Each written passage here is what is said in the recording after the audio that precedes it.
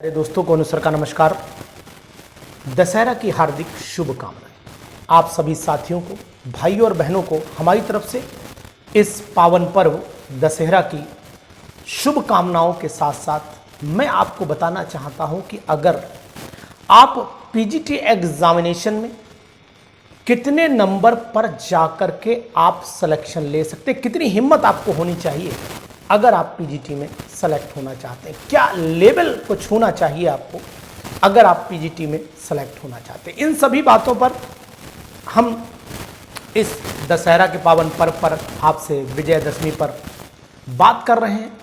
मैं आपको सिर्फ इतनी इंफॉर्मेशन जरूर दूंगा कि अगर आप पीजीटी की तैयारी कर रहे हैं, टीजीटी एग्जामिनेशन की प्रिपरेशन कर रहे हैं, तो केमिस्ट्री में किस लेवल पर जाकर के आपको मास्टर स्ट्रोक देना है वो आप आज हमारी इन बातों से जरूर समझ जाए। देखिए, पीजीटी एग्जामिनेशन मैं अगर आपसे कहूं तो लेक्चरर ग्रेड का जो एग्जामिनेशन है, चाहे वो जीआईसी का हो, चाहे वो नवोदय विद्यालय का हो या फिर केंद्रीय विद्यालय का हो, DSSB का एग्जामिनेशन हो और या फिर वो एग्जामिनेशन बीपीएससी बिहार पीजीटी का हो, इन सभी में अगर आपका जो लेवल ऑफ क्वेश्चन है वो 80% प्लस हो जाता है, 100 की तैयारी के लिए आप परेशान ना होइए कि नहीं साहब 100 आउट ऑफ 100 आएंगे तभी सिलेक्शन होगा, ऐसा कुछ नहीं। नंबर ऑफ क्वेश्चंस की बात कर रहा हूं।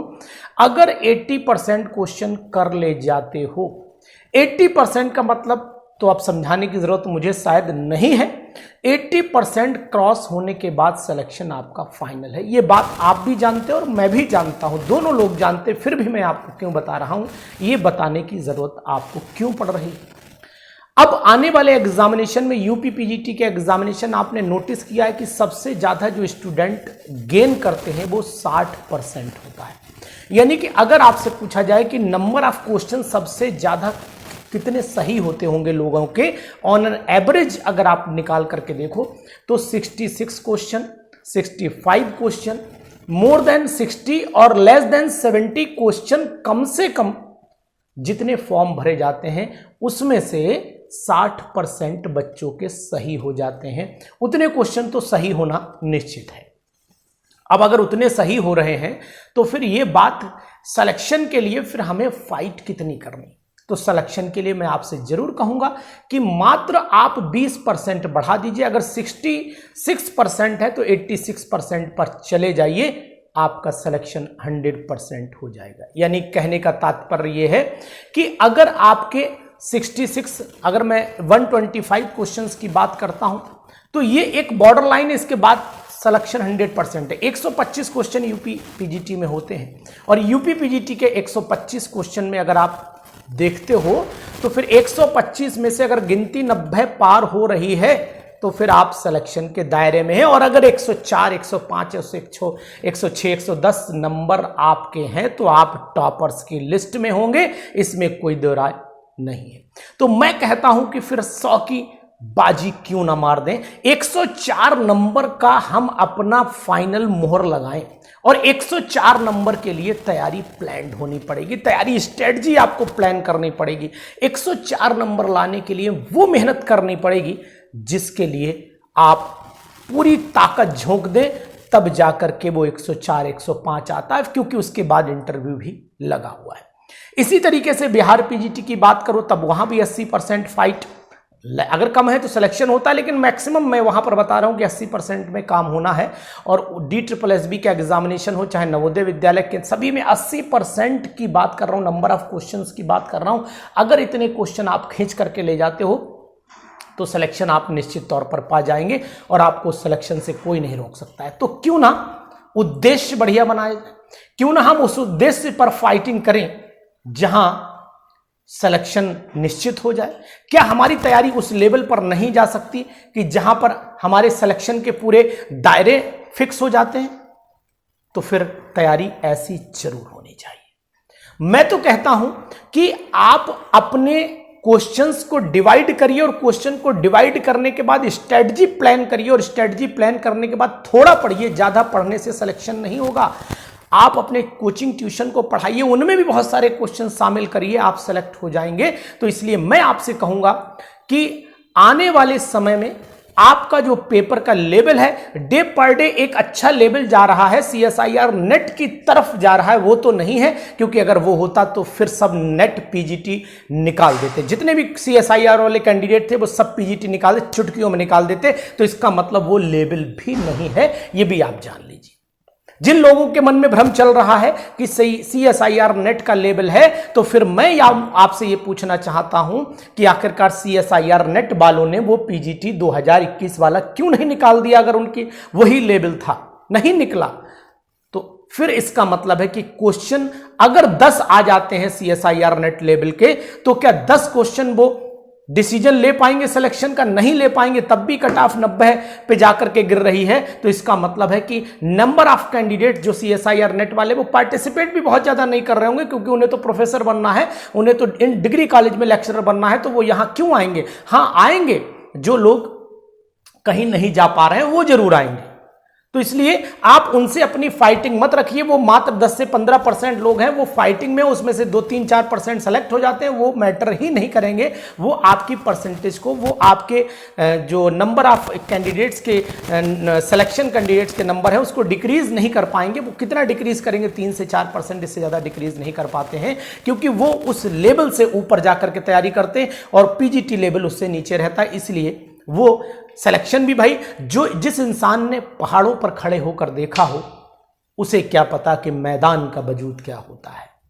तो ये बात जानिए कि CSIR नेट का कैंडिडेट ऊपर से देखता है, उसे हाई लेवल की प्रिपरेशन की जो नॉलेज हो जाती है और पीजीटी उससे नीचे रह जाता है, तो फिर वहां उनको दिक्कत आना शुरू हो जाती है और फिर उन लोगों को भी तैयारी की एक जरूरत पड़ती है।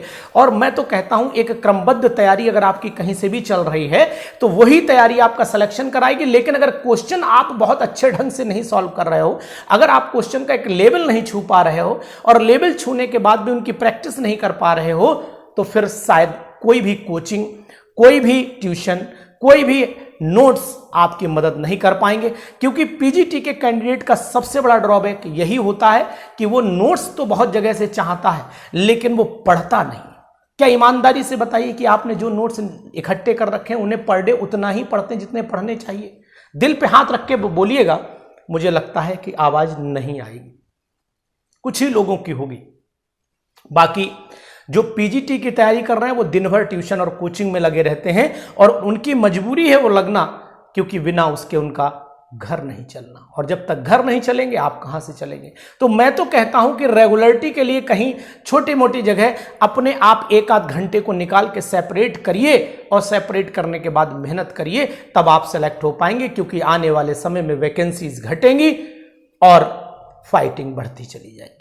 क्योंकि लेवल, जिस लेवल से आप पढ़ करके आए हैं, पर डे अपडेट होता चला जा रहा है।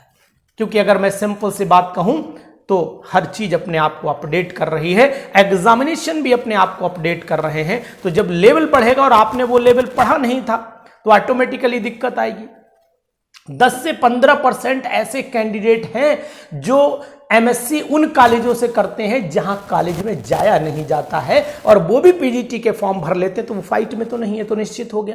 और जब वो फाइट में नहीं है तो फिर उनसे हम अपना कंपटीशन क्यों करें? हम तो कंपटीशन उनसे अपना करेंगे जिनसे वास्तव में, जिन्होंने एक अच्छी यूनिवर्सिटी से एमएससी कर रखा है, अच्छी यूनिवर्सिटी से बीएड कर रखा है, वो उनमें नॉलेज होगी, उनमें दम होगी।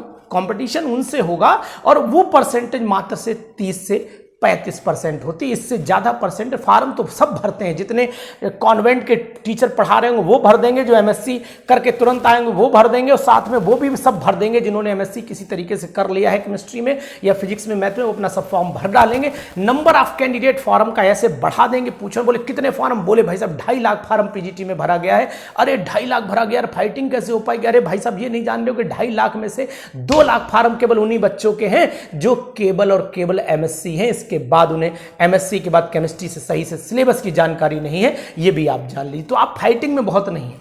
इसीलिए आप देखते हैं कि नंबर ऑफ कैंडिडेट्स के जो भाई अगर वाकई में अच्छी यूनिवर्सिटी से, तो शुरुआत के फटाफट नंबरों में आ जाओगे। तो इसलिए मैं तो कहता हूं कि अगर आपके अंदर कैलिबर है तो इस बार मेहनत कर डालिए, और इस बार मेहनत करने के बाद सिलेक्शन ले लीजिए। तो मैं तो कहता हूं इस बार 104 का विकेट पार हो जाना चाहिए।